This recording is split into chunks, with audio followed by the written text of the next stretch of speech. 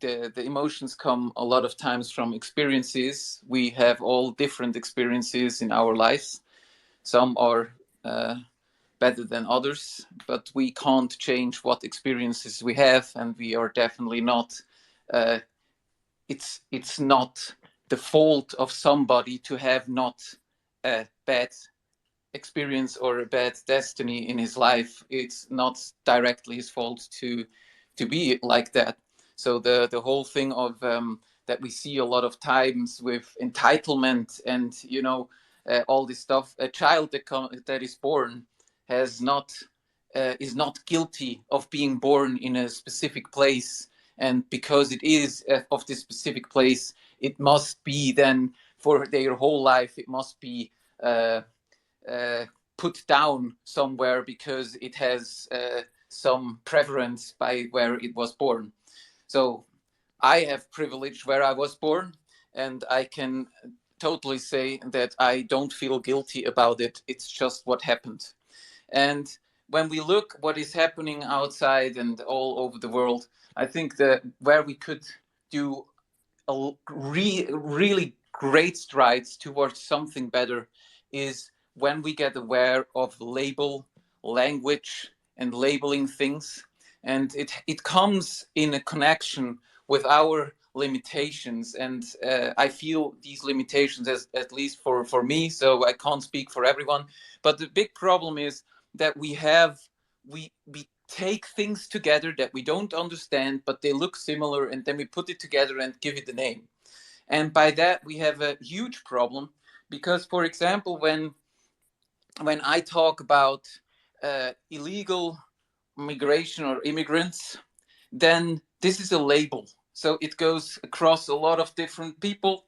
It goes across of a lot of different experiences and problems that happened.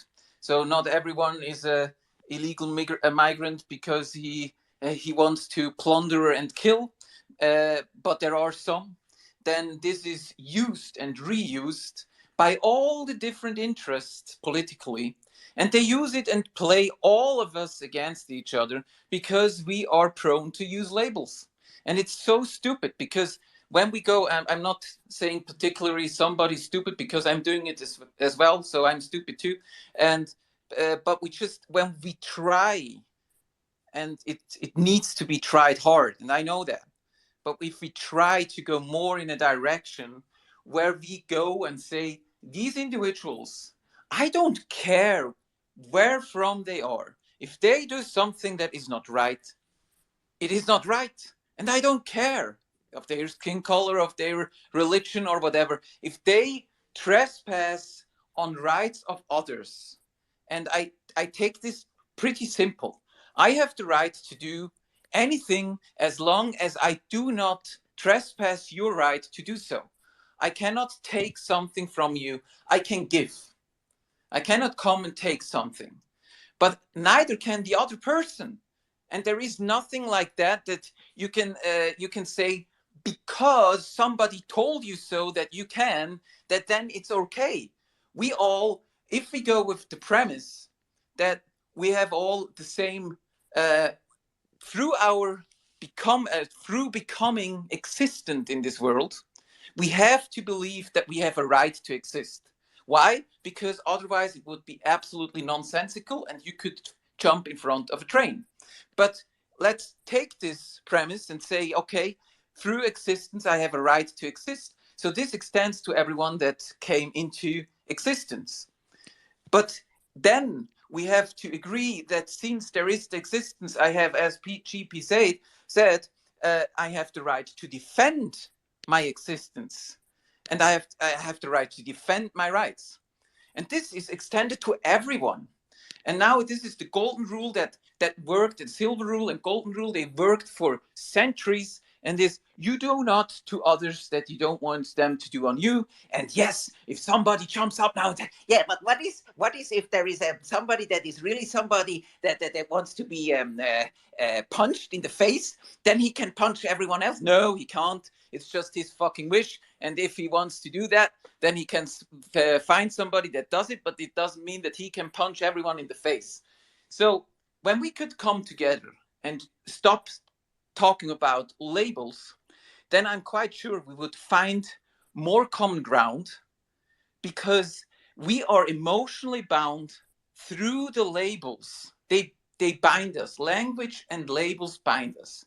So we can speak about the same thing, but for example, and I take this because it's uh, I saw it in Switzerland. So as I said, privileged. Huh? So Switzerland, the migration that we had with Italian, and later we have from Poland, etc. They came here to work and do stuff, and they were not welcomed because everyone was afraid that they take their work away.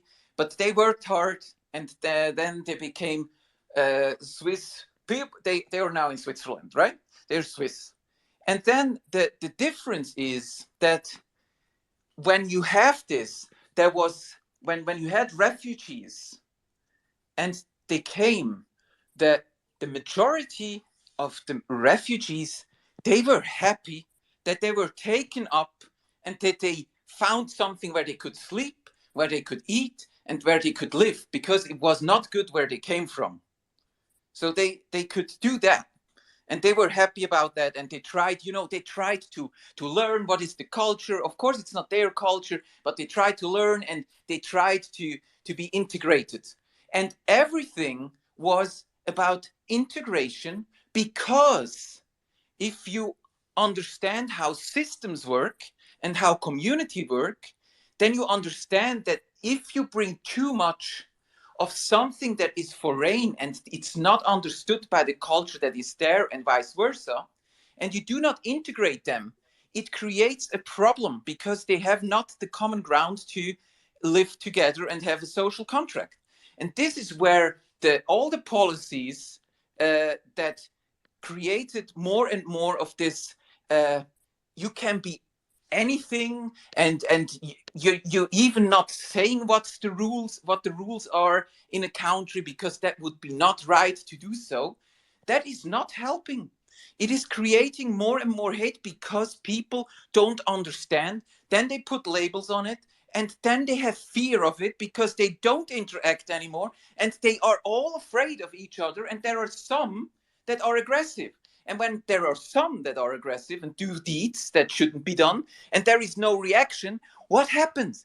Then the extremists come from the other side and say, look, I always said these immigrants are the worst that could happen. We have to whatever, then you fill the gap. So this is something that just happens in the dynamic, because people are afraid, and because we don't have people with with balls, so to speak, or with no, that balls is not correct, because there are women that are erect too, in the sense that they have the power. We don't have that anymore, and that's why it's festering. Everyone is afraid, looks the other side. They only look at their garden, and if their garden is well, all is good. If their garden is not well, then they start, oh, we have to do something. Look at this, look at that. We have to do something. It really, and as soon as this is gone, and their garden is great again, they don't care about the garden next to them, because they don't have a problem.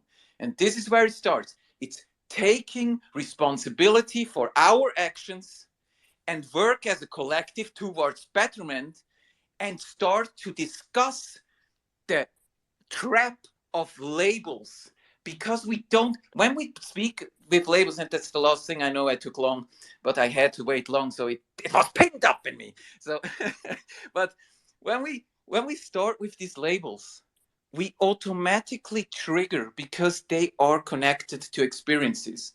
For example, when I hear, Brunella, I never had your experiences, right? But I hear it in your voice that there are grievances I could not even imagine, because I just didn't live through. But these labels make it that you live in a, and please correct me when your hand is later up there, but these labels trigger something that is connected with an experience, and it's so hard to go against this urge, because it is hurt that is still there. And that's why we have to come back away from these labels and continue this discussion. Thank you, GP, for having me, and to have this discussion. Thank you, everyone here.